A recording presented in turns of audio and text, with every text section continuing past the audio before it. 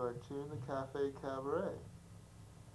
Today's incredibly sophisticated and distinguished production will go by the name of The Wrong Hero in Peculiar Thinking. Now, I had to search long and hard to find an appropriate name for this particular show. I wanted it to be something that would not be the title of any old Hollywood movie or presentation here on Cambridge Community Television. I wanted it to be something peculiar and yet indicative of a great amount of thoughtfulness. And so, the title, Peculiar Thinking. I could have called it any of a number of things, but I chose the title Peculiar Thinking because the deadline for posting the title was coming up, and that was the title that I had in my notebook where I keep my working titles on the second page of the notebook. So, without any further ado, The Wrong Hero in Peculiar Thinking. Hi, Hero here.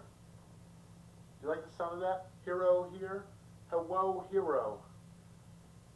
Well, I'm kind of embarrassed because I don't really have any particular subject matter that would be appropriate for the title of this presentation. That is to say, I did not sit down and write anything specifically targeted to this particular presentation, for which I am heartfully sorry. I will strive to do better with next week's show, which will be called Coercive Harmony. Coercive harmony is a concept, excuse me for the cross shot, is a concept which was outlined in an article in the prestigious Nation magazine. And I probably have a lot more examples of that than I do of peculiar thinking. Let me be frank and open with you, quite uncharacteristically. I basically have a very busy schedule, right? I mean, you know, I'm a busy man going around botching things up, creating disasters for the other heroes to mop up, and you know, the tsunamis and the mudslides and the freakish, bizarre weather that the Pacific Northwest has been having. You don't think that these are merely act of nature type deals. No, as a matter of fact, it's the wrong heroes doing. And as you perhaps might have been able to guess if you were fully cognizant of the wrong heroes, the nature of the hero. Now, here's a nice little insignia. F''D. Perhaps I will wear it for the duration of the set, just to give your eyes something to focus on. I would wear a Moxie label, but that is, well, I don't have any handy. So, basically, and I know I say this word a lot, but basically, the presentation I'll be giving to you today is essentially, to be sure, it is just a bunch of outtakes from what I will call the Amok sessions, which will air 2 weeks hence. The Amok sessions were a series of live performances recorded at a private party in Union Square, and I told them that I had 80 minutes of material prepared, and I did in fact get to do approximately 80 minutes of material, but as a matter of fact, because of my somewhat circumambulatory and circumlocucious manner of speech, I managed to spin 80 minutes of material into about twice as much material, which means that I had about 80 minutes of material left over. some of which you heard last week in the program, No Ordinary Man. And so, in keeping with the sort of continuing theme of this, I like to do these things in order. Like 2 weeks ago, it was basically cliches I was talking about, and last week it was the cliches that I didn't get to the week before, plus some of these outtakes from the amok sessions, as I grandiosely call them. And this week it'll be the amok sessions, plus if I run out of that stuff, which I kind of doubt I will, then perhaps I'll simply show you the logo for the remainder of the program while I get dressed to go to work. Wow, what an incredibly tight schedule. I get out of work at 7:30, and at 8 o'clock, I have to be at the Toyota dealership by 8 o'clock to pick up my truck, and it's in East Providence, and I'm in Providence, and theoretically you could do it in about 15 minutes, as long as you don't break your neck trying to get there in the process, or take a wrong turn, which will be easy to do in the dark. And quite frankly, I would just as soon drive there myself. And but then my girlfriend would be getting all hyper in the passenger seat, saying, "Oh, don't run that light. You don't miss that turn." And so it's just easier to let her drive, even though she constantly complains about how she can't see at night. And it's like, well, if you ate more vegetables, maybe, but that's neither here nor there. Anyway, yeah, I was, and the thing is, it's okay for me to drive now. I mean, it used to be I was like really hazardous behind the wheel, basically because I was kind of wasted. I mean, that's the thing with getting wasted. Like you figure that no occasion is inappropriate to getting completely wasted. Like I used to walk into a bank, and I'd be wasted, and a nickel would fall out of my pocket, and I'd say stuff like, "Get back in there, little brother. You're with the big boys now," out loud, and the bank guard would be fingering his gun, itchy trigger finger, and looking at me in a highly suspicious manner, and that wasn't good. So, or I'd go into the ice cream store, and I'd be wasted, and the way you could tell would be that one eye would be the size of a pinprick, and the other would be the size of a bowling ball, or a dinner plate, or a silver platter, or what have you. Oh, and by the way, here's an impression for you. I know you like impressions.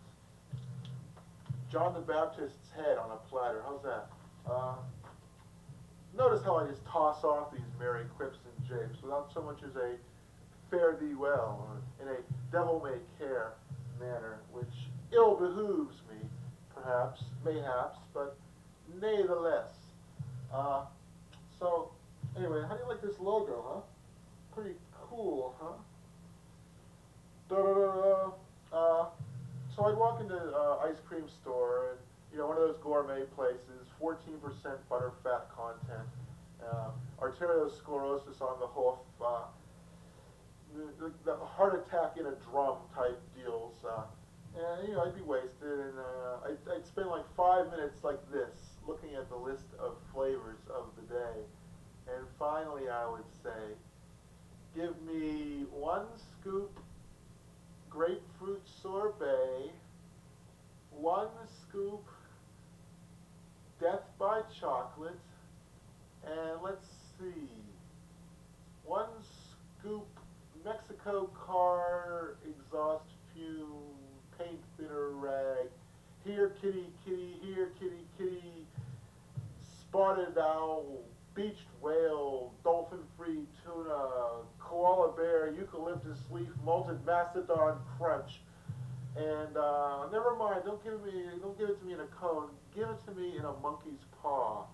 And the girl behind the counter would say,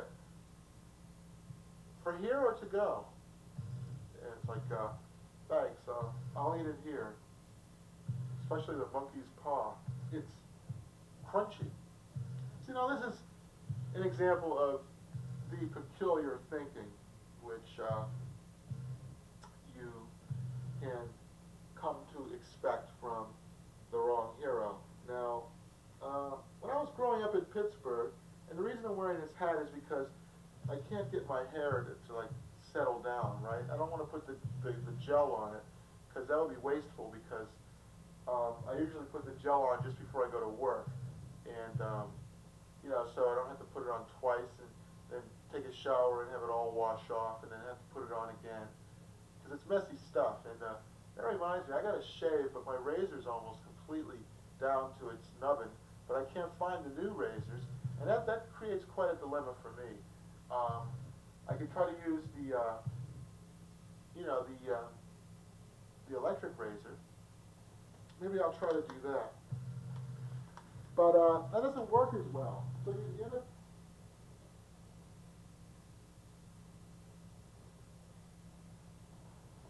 you end up having to shave twice. Is there anything more annoying than watching somebody shave? Well, I think it's good that you get the opportunity to participate in my humiliating daily ritual of ritual emasculation.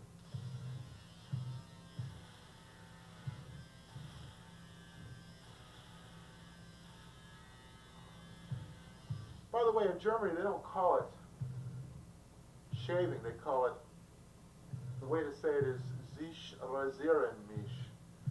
Rasieren is from the French. It refers to the razor. So basically, it's like to razor yourself.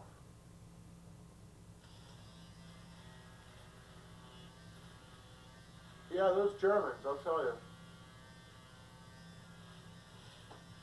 They're not exactly on the forefront of shaving technology. All of the big names are like Gillette and Panasonic and whatnot. Now, this is the wet-dry shaver that Panasonic makes, but also known as the Smooth Operator. And they used to have these ads that showed this sort of vaguely hallucinogenic scenario where the man's jaw would adjust itself to fit the razor and vice versa. And that's probably what impelled me to want it, and I got it for Christmas. But it doesn't work that well in the shower, nor does it work particularly well when your skin is wet. So it's not really a wet-dry shaver. It's basically a dry shaver that works better when your beard has been moistened, but not when it is completely wet. Observe.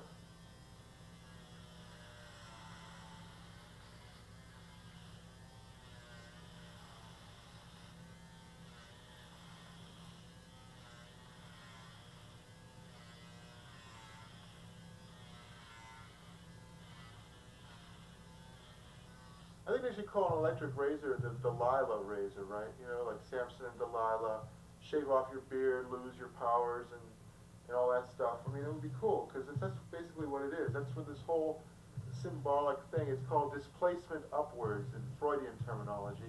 Instead of castration, it's merely the effacement of the secondary sexual characteristic of a beard in males and some unfortunate females.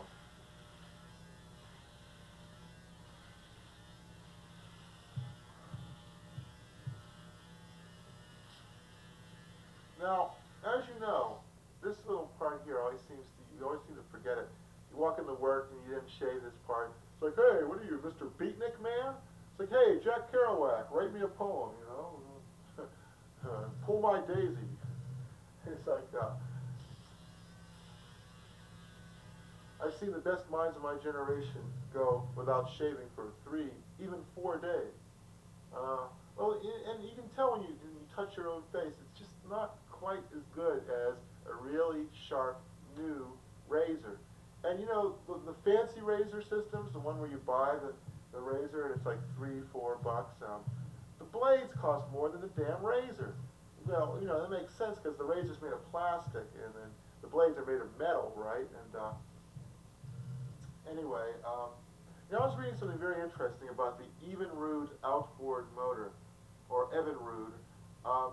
Turns out that old Evinrude, the founder, only went to 3rd grade, but his secretary had gone all the way to the 6th grade, so she could balance books and stuff. And he was sort of hemming and hawing and trying to get her to balance the books for him and not really knowing how to ask him. And she said to him, "I'll balance your books for you, Ole." And so began a profitable partnership which later culminated in a marriage and a successful outboard motor dealership. But when Ole first invented his outboard motor in around 1907, 1908, he loaned one to a friend. It looked like an egg beater, said his wife. And the friend came back with orders for 10 more. But Ole was stumped. How much to charge? Well, the motor weighed 32 pounds, so he charged $32. Dollar a pound. Yeah, okay, it makes sense. Dollar a pound for metal. But you know, razors, they cost so much disproportionate cost for a razor than, you know, considering its weight and how much it costs to make them. You know, you can get the cheap ones, like 6 for $2 or whatever, but they only last 2 or 3 times, and then, you know, you're really kind of taking a chance, and 5 or 6 times, and you're scraping your face with a dull razor, and you know, it's not good. Look at that. See, it's like all rough and stuff, and ingrown hairs and all this stuff. So, and the thing is with this, you got to do it real slow, and that's not very good when you're in a big hurry. You know, it's like hurry up, hurry up, hurry up, hurry up. I've gotten so I can like take my shower and be ready for work and get dressed and all that in a little under 20 minutes. Although, you know, I actually prefer 25 minutes to do all this. And I can drive to work and get there in just a little over 5 minutes. But when I walk, it's about 16 or 17 minutes. So, you know, I have to like leave about 20 minutes earlier than I usually would, which means, well, I mean, I suppose in a worst case scenario, I could actually get showered, shaved, dressed, and head out the door and be at work all in about 20 minutes from the time I'm sorry, 40 minutes from the time I decide to do this to the time when I actually come huffing and puffing up through the back door, because I don't want to come in through the front door because they have security systems and stuff, and you know, what if I'm carrying something that will set the alarm off, and you know, that wouldn't be very good. As a matter of fact, I have a confession to make. Like 2 days ago, I was so frustrated with the microfilm machine that I hit the button that is used to make photocopies, and I broke it. And I had to tell the serials librarian yesterday that the button was broken. And she said, "Oh, you're the only one who uses that machine." But she didn't, like, you know, put 2 and 2 together, at least not verbally in front of me. But, you know, it's obviously like, yeah, well, there were 2 people who witnessed you striking the machine in a fit of blind rage, and then the next day you come in and say, "It is broken." Not "I broke it," but "It is broken." I'm just wondering if there's going to be any repercussions. I don't think I'll lose my job. You know, of course, I've managed to make myself, render myself so irreplaceable that it would be hard-pressed to find an appropriate substitute. And the woman who's my supervisor is going on vacation. But anyway, it's something to worry about. Yet another worry that I have to deal with, and it's not very pleasant to have to worry about these things, but I do. And when I get to work, I have to call my girlfriend and say, "Meet me at the gate at exactly 7:30, not 7:35, so I can get to the dealership by 8 o'clock. He just happens to be open until 8 p.m. tonight. Wunderbar. I wonder why. It's going to cost exactly $315. I don't know how they come up with these figures, because, you know, sales tax in Rhode Island is like 7%. I mean, that's pretty hairy. So basically, I'm paying, what, 7, 14, 21? It's actually like $296 plus $21 sales tax, and it's like, yo, you know, $19, whatever, and it's like, hey, you know, why do you make me pay, hey? And let's see, according to this thing, it's $265 to replace the V joints, although the yoke wasn't broken. Not the egg yolk, but the yoke of the vehicle, which is part of its skeleton. So let's see, $260, $30 to tighten some bolts on the starter motor. Come on. Like the guy over at the battery exchange did it for nothing. And it's like, $30? Come on, you know, what is this shit? Of course, the thing is, it hadn't completely become detached. Um, in the case of the battery exchange, it took them like what, 20 minutes to do it, and they charged me what, 30 bucks? Come on, guys. Hey, be nice, Hey, manja. I should have brought him some Irish bread, and then maybe the price would have gone down. Oh, we'll just throw that in. We'll give you a new windshield wiper fluid thing for free. You know how much the windshield wiper fluid container costs? It's like $200 for this piece of plastic that you could make yourself and install. Of course, if you went to a junkyard, right, and you could somehow find a model that corresponds to yours, I suppose you could snap one up for 20 bucks. But then it might be defective and you wouldn't have any recourse because you bought it used. So it's either pay or go without windshield wiper fluid, which is an incredible pain in the ass, particularly when it's snowing. Thank God it hasn't snowed too badly in the winter, but last winter, you know, you had to stop the truck when the snow got too much, you know, and the ice and stuff, and actually wipe it off and then proceed on your merry way. And that wasn't nice. You know, it occurs to me that this particular episode of The Wrong Hero isn't particularly peculiar. It's just banal. And, you know, there's nothing I hate more than being banal. I think for the next howsoever many minutes I have left, and it shouldn't be too very long, I'm going to refrain from utilizing the filler phrase, you know, because it's not a very good, gee, I can't get this thing to work. Whoops. What have I done? I feel like Clem Cadiddlehopper. Hey, what's going on here? According to this, I've only been going for 4 minutes. Don't tell me the thing is going to like keep going like this. That's impossible. Okay, I got to reset the date time thing. Okay, oh, I don't know. This thing is defective. Well, at least I can get this thing done while I'm doing this. Because I know I've been going for longer than that. And in fact, it's like 1:30. It's not 1 a.m., it's 2 a.m. Nope, now you've blown it. Okay, so, perhaps I should have called it Banal Thinking, or the World's Worst Wrong Hero Show. See, it doesn't automatically go to PM, that's not right. And you gotta spend like hours doing this to get it exactly right. And you gotta change every little thing. And if you mess it up, then you gotta do it again. And it just takes forever. Alright, it is 1:29. And every time you change it, right? Every time you turn the machine off, you gotta reset the damn thing. This doesn't seem right to me.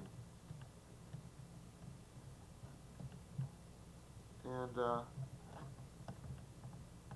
it's a real pain in the keister, pardon my French. They always say pardon my French, particularly when they use bad words. But I don't know. It should be pardon my Yiddish or something, I think. I mean, a lot of the bad words are Yiddish, right? So, okay, now I think this will work. Alright. You know, this is driving me mad. I can't believe that only 4 minutes have gone by. I do believe this tape is incredibly defective. I mean, wow. This is really too much. Okay, because, whoa. Each click on the machine is about, I don't know, 50 clicks per minute, right? And we've gone through 1,000 of them, so it should be about 20 minutes into the thing. I'm just not going to have the time to finish this. I don't reckon I know what to do. Jeez. Gee, the moon is shining bright. Wish I were here with you tonight. I shouldn't say you know, because... Oh, I did it! That's it. It's over. I said you know. Shouldn't say that. It's not really very professional. I really should have timed this a little better. But, hey, what can you do? and now I'm starving. I don't even have time to do everything that I wanted to get accomplished today. Uh, Here I thought I'd have plenty of time, but people kept calling me on the phone. You know, my girlfriend, she wants to like say, she wants me to apologize for some imagined slight, and some guy wants to sell me a bank card. I mean, you know, he wants me to get his credit card, and I did actually. I said, okay, send me the literature and I'll review it, pending a credit check on my salary, and then the dealership called, you know, you can come pick it up tonight. We're open till 8. That's so bizarre. I think they're specifically staying open till 8 just to service my account. Isn't that flattering? Well, I hope I can figure out which credit card to use that will enable me to utilize it without going way over my my available credit. That's another thing I have to check. I might be maxing out on one of my cards. I know that this dentist thing, it was like $1,200, and I had other repairs done to the vehicle. That's another $600 right there. And, oh, I get this sick, queasy feeling because I've got all these bills that, all these unexpected expenses that I'm getting hit with. And oh yeah, I had to have the clutch replaced on the truck, $700. I spent like $2,000 in the past 4 months, you know, just on these unexpected, devastating expenses. It's enough to make you autistic. And you know, autism, that's a game that one can play. Well, anyway, things are going pretty well for me at work. Except they think, you know, they criticize me because I like to take a 2-minute work break at work. Trouble with that is I take it every 5 minutes. So 2 minutes work, you know, 5 minutes work, 2 minutes play, 5 minutes work, 2 minutes play. Oh, so you can figure that out. It's like for every hour I work, it's basically for every 100 minutes I work, 14% of those minutes are spent in play, I guess. And so let's see, what's 14% of an hour? That's roughly 14% of 100 minutes, but 14% of an hour. Oh, it's just so difficult. Yeah, that's about 10 minutes per hour I spend just goofing around, which isn't so bad. I mean, that's what a lot of people do, really. It's just that I like to break it up a lot more. No, here's the thing. You know, I work in a library, and I'm fine in the Library of Congress A section, B, C, even the D section, and then I get into the E section of the Library of Congress classifications, American history, biography, and I get sort of fixated, but then I tear myself away. But then it's back up to the HV, HD section, criminal policy, things like that. I get fixated. Then I go upstairs, and I'm fine with the J section, the K, that's all law stuff. I'm not too interested in that. L, M, N, you know, art. I've pretty much looked at all the art books. But then the PN and PS section, I sort of get sucked into this sargasso of information, and I end up spending like 10 minutes just staring at stuff and wondering if I should like check it out or have a look at it. And I don't get as much work done as I should. But then once I'm past that area, it's okay until I get to the Z's. The Z section pertains to like reference things, library stuff, and then sometimes I get a little carried away. But I guess it's okay. Well, here's the deal. There's always conspiracy theorists out there, and as it turns out, like 90% of conspiracy theorists are unemployed, and that's probably because they can't get a job to begin with because they're conspiracy theorists. And you know, what do they put on their job application? Hobby, proving Oswald was a patsy. And so anyhow, geez, it's a hard life, I'll tell you that. Well, I tried to apply for several jobs in the area, but I didn't get any of them. Maybe it's because I wrote my cover letter on a nest of fire ants, and they didn't like that much. I can't even get unemployment. Well, I can get unemployment benefits, right? But the deal is, you know, I fill out my unemployment form in 3 different colors of ink, and Now I'm on disability, right? So now here's the deal. Here's the actual deal. I got 2 part-time jobs, and it's like, why don't you get 1 full-time job? You know, then you can like get benefits and all that good stuff. But I don't know. It's hard. There's plenty of part-time jobs in the field of librarianship, but it's difficult to get a full-time job unless you have a master's degree. I am the master of my degree. So anyway, I wrote my resume, and it reads something like, "This is my resume, do you hear me? Mine. Get your filthy hands off of it, you animal." So they don't seem to like that very much. These job interviews, they always ask you, well, where do you see yourself in 5 years? And I'm like, well, I'll tell you. That's a very good question, and I'll need a minute to think about it, even though I've been asked it about 1,500 times by totally unimaginative personnel drones. But here's my reply. Where do I see myself in 5 years? Well, I see me in a stretch limo, a foxy whore on either arm, drinking Courvoisier from a Dixie cup, my fists dripping with fuck you money, and I see you on a street corner, your filthy coat covered with snot and vomit, peddling watchtowers to undercover peace officers, shaking your fist at me as I leave you in a cloud of Mercedes diesel dust.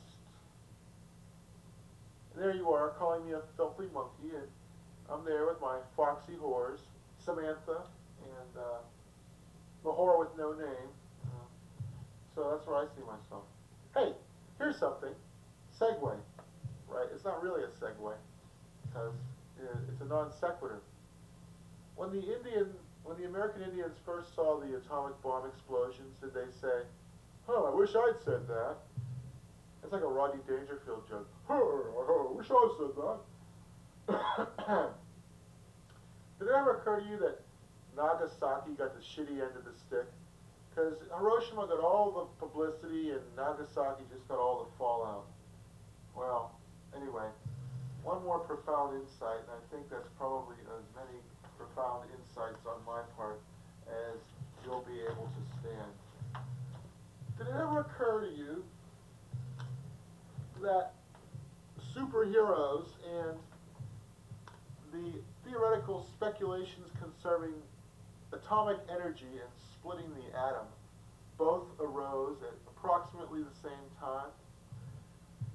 It was only with the rise of the atom bomb that we needed this type of updated folklore known as superheroes. Hitler was really responsible for superheroes. They were mighty thin on the ground before Hitler came along. I mean, there were plenty of heroes and stuff, masked heroes even, heroes with secret identities even, super strong heroes even, such as Popeye. But then Hitler comes up, and these 2 kids from Cleveland, Ohio, Siegel and Schuster, come up with Superman, the Nietzschean Superman, and the rest is history, or hysteria, as the case may be. And that's, of course, why you have the wrong hero. By the way, this is the name of a band in Los Angeles, in case you were wondering. So, anyhow, I guess I probably said too much, so I'm going to go. I hope this thing works. And if not, well, bad cess to me, I guess.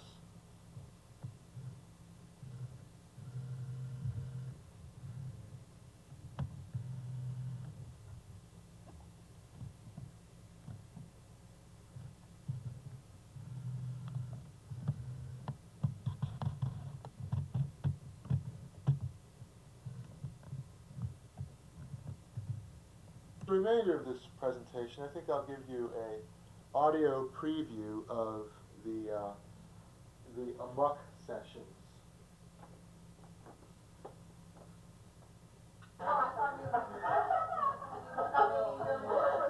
That's very nice.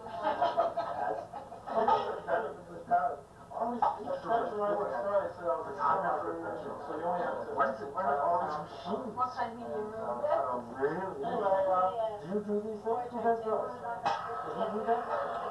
That's the band.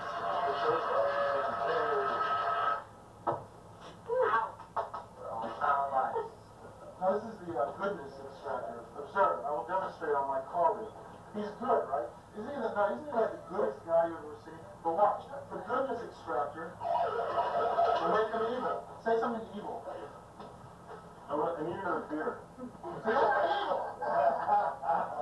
He's evil, you're evil, I'm not evil. I'm the wrong hero, and I found this out on the street. And it's like, it's a prop, right? Well, what does this suggest to you?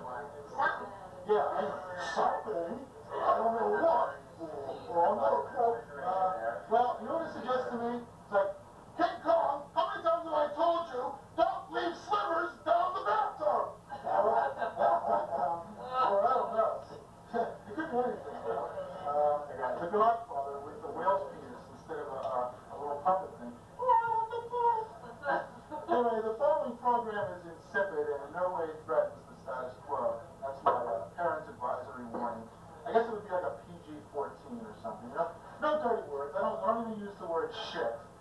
I mean, I don't like the word shit. I like to call it something nice, like brown monuments to a healthy appetite. Something like that. You know, something nice. Can we all be nice around here? Just, now if you're like most people, and who isn't, then you're probably just like everybody else. You want a nice experience. Well, let me introduce myself. I'm the rock hero. Some call me the Shaman of class animus, and others call me the avatar of the moron zeitgeist. All right, delayed reaction here. Either that or you got a giant spleef going and just got it started. You know?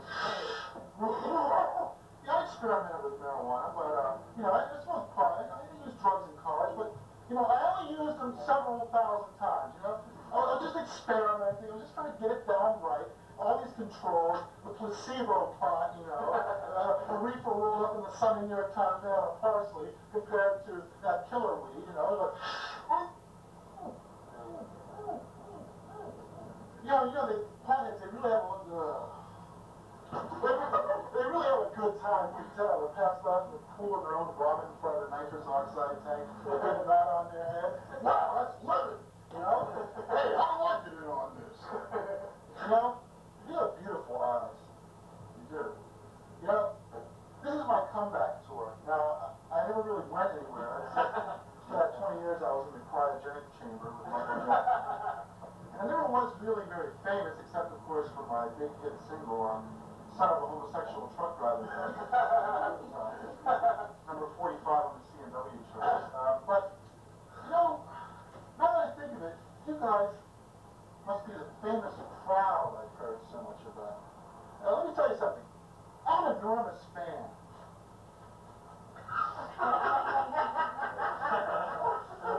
Where's Chris? He's not as big as he looks on television.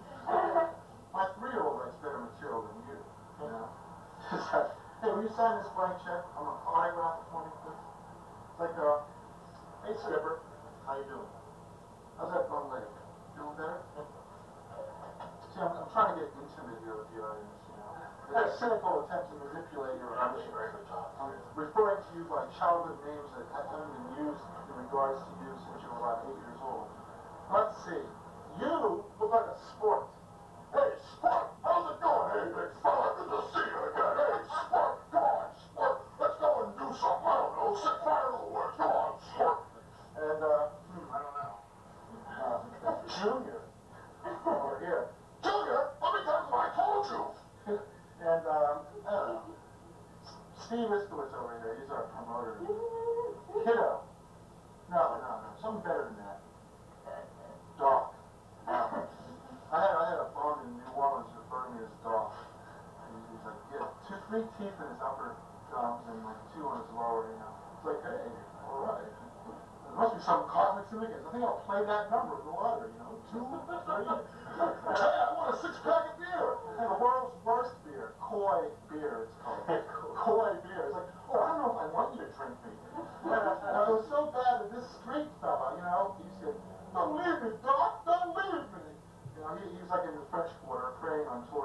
himself, particularly guys with long hair, one eyeball the size of a bowling ball, and the other size of a pinprick. They're like, how you doing, brother? Everything is everything. Hey, want some of this Kool-Aid beer? I don't think so. Hey, like, that stuff's poison. I hear some hillbillies got blind to do. So, I don't know, your dog. Your dog, you know, and, the Duchess. The Duchess. And, Snorky. That's what Al Capone's pals used to call him. But if you weren't his pal, it was a baseball bat to the head, you know. Hey, Snort! You're not my pal. Moki. I knew a kid, I was in a boys' home for 9 months, and I knew a kid named Harvey. And it just so happened that the toilets in the boys' home were Harvell toilets. Needless to say, the kid came in for a lot of teasing. He decided to confide a secret. You know, my mother calls me Moki. Don't tell anybody. So, of course, the next opportunity I get, hey, Moki! I'm never trusting you again. He betrayed, you know. And, Captain. Captain? No. Housey Wowsy. Lucy!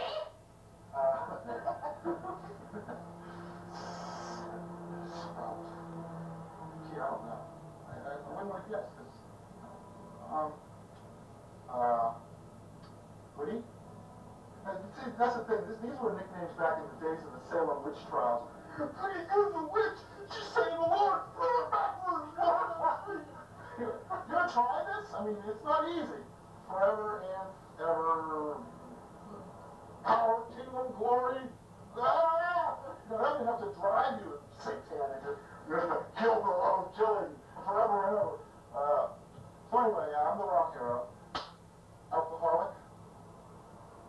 Drug addict. Easy guy to shop for around Christmas time.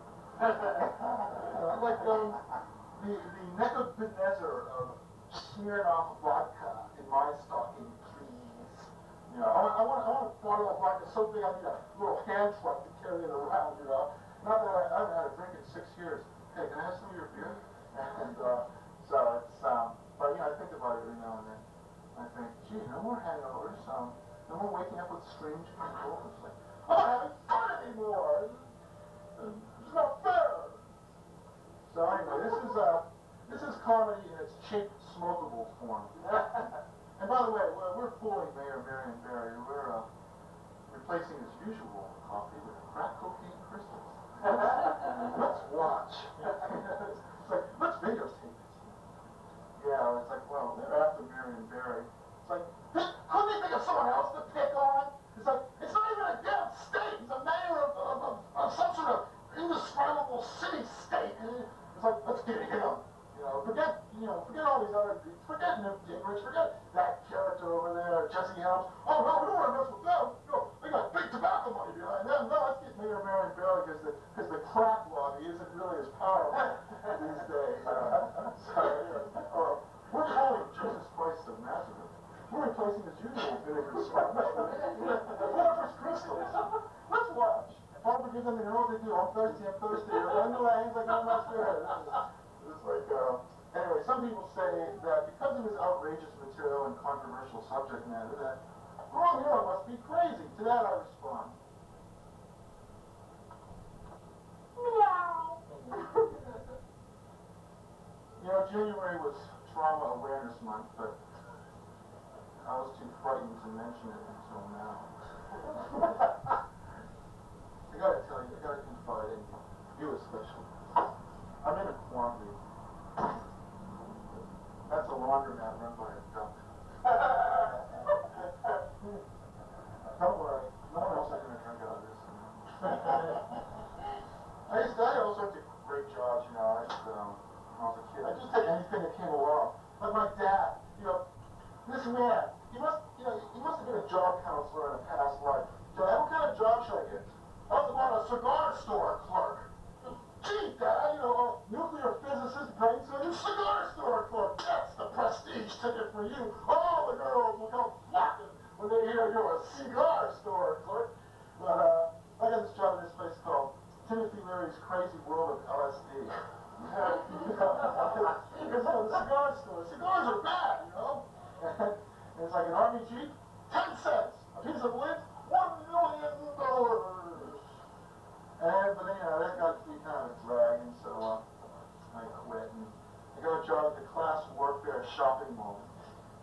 First I got a job at Proletarians Are Us. Someone would come up to the counter and say, "Can you help me?" It's like, "I'm not paying off the way you have it." Then I got a job at Bourgeois. It's like, "Can you help me?" "No, I'm busy working on my novel, which is about 3 generations of my immigrant family. Go bother someone else." Finally, I got a job at the Rich Store. It's like, "Can you help me?" "Well,